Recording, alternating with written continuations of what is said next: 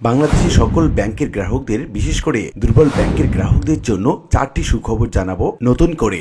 আপনারা প্রথমেই দেখতে পাচ্ছেন ঢাকা পোস্ট পত্রিকার একটা প্রতিবেদনের বলা হচ্ছে খেলাপি ঋণ আদায়, এস আলমের স্টিল মিল, বিদ্যুৎ কেন্দ্র এবং ভোজ্য তেল কারখানা নিলামে রয়েছে। এটা দুর্বল ব্যাংকের গ্রাহকদের জন্য একটা দারুণ সুখবর, কারণ যে সকল ব্যাংক এস আলম গ্রুপের সঙ্গে সংশ্লিষ্ট সেই সকল ব্যাংকের আমানত বৃদ্ধি পাচ্ছে। এদিকে মানব জমিন পত্রিকার একটি প্রতিবেদন যদি আমরা দেখি, এখানে বলা হচ্ছে 29 দিনে এলো 32,000 কোটি টাকা রেমিটেন্স। কোন কোন ব্যাংকগুলোতে আসলো মূলত এই রেমিটেন্স? যে সকল ব্যাংকে এই রেমিটেন্সের পরিমাণ বেশি এসেছে, এই ব্যাংকগুলো ঘুরে দাঁড়াবে নতুন করে। আমরা যদি সময় নিউজের আরেকটি প্রতিবেদন দেখি, এখানে বলা হচ্ছে 7 বছর মেয়াদী সরিয়া বন্ড ছাড়ছে সরকার। এটা সরিয়া ভিত্তিক আমানতকারীদের জন্য একটা দারুণ সুখবর হতে চলেছে, কারণ 7 বছর মেয়াদী এই সরিয়া ভিত্তিক বন্ড যদি তারা গ্রহণ করে, তাহলে তাদের জন্য 10% থেকে আরো বেশি মুনাফায় তারা এখানে আমানত রাখতে পারবে নিশ্চিন্তে।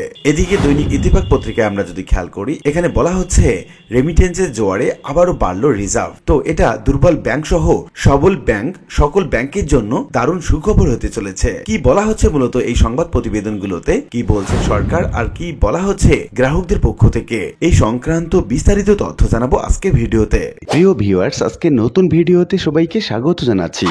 আপনি যদি আমার চ্যানেলে নতুন হয়ে থাকেন, তাহলে এরকম গুরুত্বপূর্ণ ভিডিওর আপডেট পেতে চ্যানেলটি সাবস্ক্রাইব করে রাখুন। ভালো লাগলে লাইক, কমেন্ট করুন আর সম্পূর্ণ ধারণা পেতে পুরো ভিডিওটি না টেনে দেখুন। তাহলে শুরু করা যাক। আমরা প্রথমে দেখে নিচ্ছি এস আলম স্টিল মিল, বিদ্যুৎ কেন্দ্র এবং ভোজ্য তেল কারখানার যে নিলামে হয়েছে এবং এটা কোন কোন ব্যাংকগুলো খেলাপি ঋণ আদায় করতে পারবে এবং তারা ঘুরে দাঁড়াতে পারবে সেই বিষয়ে একটি প্রতিবেদনে বলা হচ্ছে গ্রুপটির কাছে এই 3 প্রকল্পের বিপরীতে ব্যাংকের খাতুনগঞ্জ কর্পোরেশন শাখার পাওনা আদায় 2,180 কোটি টাকা। এস আলম গ্রুপের মালিকানাধীন স্টিল কারখানা, বিদ্যুৎ কেন্দ্র এবং ভোজ্য তেল কারখানা সহ 1,149% জমি নিলামে তুলেছে ইসলামী ব্যাংক। চট্টগ্রামের খাতুনগঞ্জ কর্পোরেট শাখার মাধ্যমে ব্যাংকটি এই নিলাম ডাকছে। অর্থাৎ এই প্রতিবেদনটি ইসলামী ব্যাংকের গ্রাহকদের জন্য একটা দারুণ সুখবর হতে চলেছে, কারণ এই নিলামে ডাকার কারণে ইসলামী ব্যাংকের যে আমানত সেটা কয়েক গুণে বৃদ্ধি পাবে। এখানে বলা হচ্ছে আরো চট্টগ্রাম ভিত্তিক এই গ্রুপের কর্ণধার মোহাম্মদ সাইফুল আলমকে সাবেক প্রধানমন্ত্রী শেখ হাসিনার ঘনিষ্ঠ হিসাবে বিবেচনা করা হয়। ইসলামী ব্যাংক দখলের পর গ্রুপটির আরো কয়েকটি ব্যাংকের নিয়ন্ত্রণ নেয়, যার মাধ্যমে রয়েছে সোশ্যাল ইসলামী bank, national bank, union bank, first security ইসলামী ব্যাংক, গ্লোবাল ইসলামী ব্যাংক, আলফারা ইসলামী ব্যাংক এবং বাংলাদেশ কমার্স ব্যাংক। এসব ব্যাংকের পরিচালনা পর্ষদ এবং ব্যবস্থাপনায় পরিবর্তন এনে গ্রুপটি বিপুল অর্থ উত্তোলন করে। সব মিলিয়ে এস আলম গ্রুপের উত্তোলিত অর্থের পরিমাণ 2 লাখ কোটি টাকা। বর্তমান সরকার ক্ষমতায় আসার পর এসব ব্যাংকের পরিচালনা পর্ষদ ভেঙে নতুন পর্ষদ গঠন করেছে কেন্দ্রীয় ব্যাংক। পাশাপাশি ব্যাংকগুলোর উপর চলছে বিশেষ নিরীক্ষা শেষ হওয়ার পর এসব ব্যাংকের ভবিষ্যৎ নির্ধারিত হবে। এদিকে মানব জমিন পত্রিকায় 29 দিনে এলো 32,000 কোটি টাকার যে রেমিটেন্স, সেই বিষয়ে প্রতিবেদনে বলা হচ্ছে ঈদের পরেও রেমিটেন্স বা প্রবাসী আয়ের গতিধারা অব্যাহত রয়েছে। চলতি মাসের 29 দিনে এসেছে 2.61 মিলিয়ন 261 কোটি 70 লাখ টাকা বাংলাদেশের টাকায়, যেটা 2.61 মিলিয়ন রেমিটেন্সের সমান। বাংলাদেশি মুদ্রায় প্রতি ডলার 122 টাকা হিসাবে, যার পরিমাণ 31,805 কোটি টাকার বেশি। এই মাসে প্রতিদিন গড়ে এসেছে 9 কোটি ডলার বা 1,097 কোটি টাকা। বুধবার বাংলাদেশ ব্যাংক সূত্রে এইসব তথ্য জানা গেছে।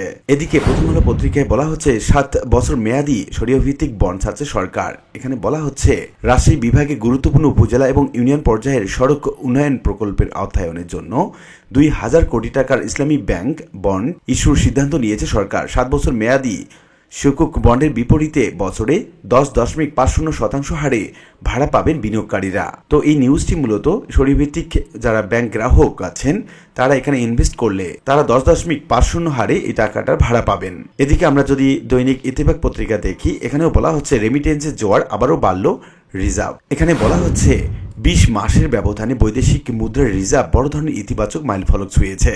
দেশের মোট রিজার্ভ 27 বিলিয়ন ডলার ছাড়িয়ে গেছে, যা সাম্প্রতিক সময়ের জন্য একটা উল্লেখযোগ্য অর্থনৈতিক উন্নয়ন। বাংলাদেশ ব্যাংকের মুখপাত্র এবং নির্বাহী পরিচালক আরিফ হোসেন খান জানান, বুধবার 30 এপ্রিল পর্যন্ত দেশের মোট বৈদেশিক মুদ্রার রিজার্ভ দাঁড়িয়েছে 27.41 মিলিয়ন ডলার।